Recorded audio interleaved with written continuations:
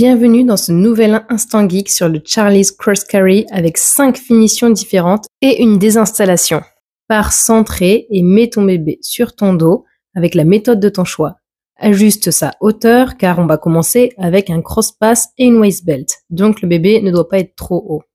Tu vas passer un des pans d'écharpe sous la jambe de ton bébé en inversant l'ourlet inférieur et supérieur pour bien amoquer ce passage croisé.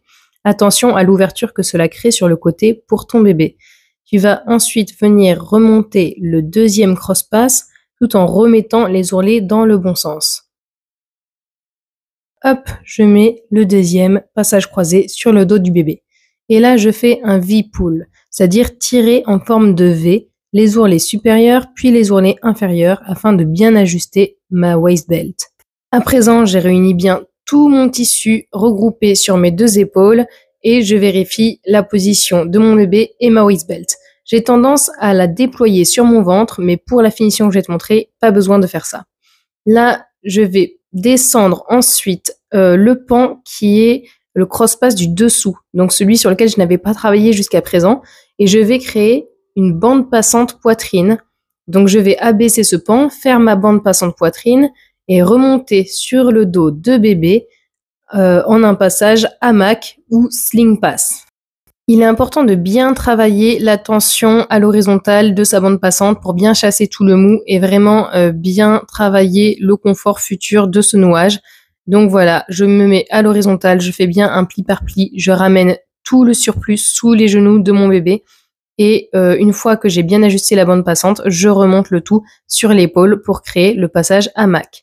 Une fois ceci fait, je vais créer la première finition qui est la finition avec un twist et qui est aussi knotless. Donc je twiste les deux pans entre eux une fois, puis je vais chercher ma waist belt pour passer chaque pan dedans et faire ma finition knotless. Pour que la finition knotless tienne bien grâce à la friction du tissu, je passe donc chaque pan dans la waist belt du bas vers le haut. Donc le pan passe dessus la waist belt et ensuite par dessous en ressortant vers le haut. Et c'est ainsi que ça tient, c'est une de mes finitions préférées pour le Charlie's Cross Carry. Je la trouve vraiment jolie et agréable car les pans ne tombent pas des épaules. Et voilà, je te montre cette belle écharpe qui est une tissée main par Cynthia Allweather, tisseuse de rêve. C'est une tisserande française, vraiment cette écharpe est magnifique, elle m'a été envoyée en voyage, je la remercie. Deuxième finition, la finition avec 2 anneaux. Donc tu prends 2 anneaux adaptés à l'épaisseur de ton écharpe, tu passes l'anneau dans un pan, donc chaque anneau dans un pan, puis tu passes ce pan sous la waist belt en gardant l'anneau par-dessus. Et ensuite, tu repasses le pan dans l'anneau, ce qui permet de bloquer le tissu. Donc voilà, un anneau dans le pan sous la waist belt, l'anneau au-dessus de la waist belt, et une fois qu'on a sorti le bout de ce pan de l'autre côté de la waist belt, on peut le repasser dans l'anneau, qui vient donc se positionner par-dessus la waist belt et bloquer la tension. C'est une finition jolie, mais qui n'est pas dans mes favorites. Je trouve que ça fait un peu de compression sur la waist belt, mais on peut coulisser les anneaux de part et d'autre et c'est quand même assez sympa.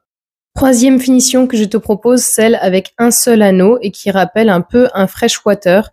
Donc tu gardes un des pans sous la waist belt et l'autre par-dessus et tu entrecroises les pans entre eux à l'aide d'un anneau. C'est assez sympa, mais encore une fois, ce n'est pas dans mes préférés. Quatrième option, le nœud slip knot ou nœud coulissant.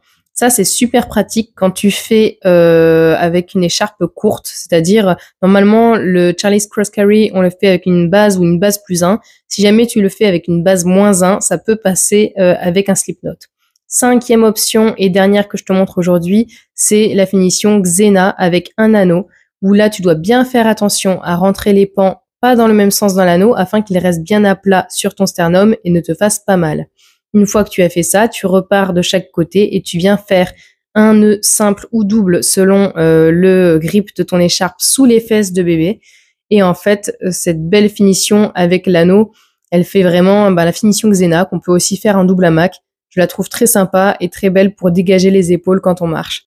Et maintenant, place à la désinstallation de ton bébé. On va tout simplement enlever couche par couche. Donc le premier pan qui est le passage hamac et ensuite on pense à le remonter sur l'épaule. Puis le passage croisé avec l'autre pan.